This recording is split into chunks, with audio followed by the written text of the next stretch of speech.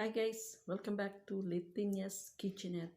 Sit back and relax and I'll show you my new recipes. I hope you like this recipe. Just give a thumbs up, share this video and subscribe to my channel Leytenia'S Kitchenette.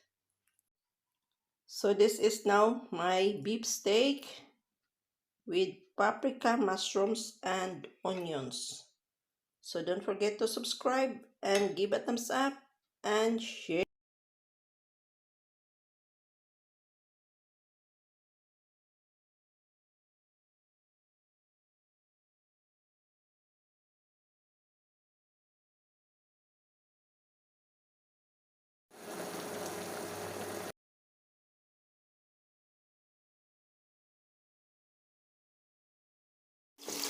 Salt the garlic and onions and add the boiled meat. And then add the seasonings as our beef steak.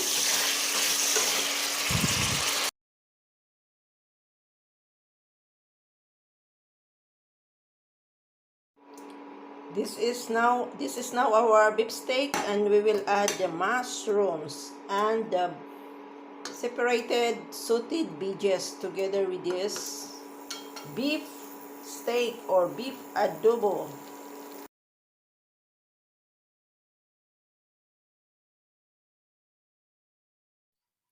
So this is now my beef steak with paprika, mushrooms, and onions.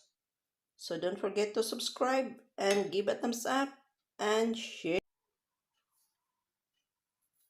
Thank you for watching and don't forget to subscribe, like and share this video and I'll see you in my next cooking time with Leytenia.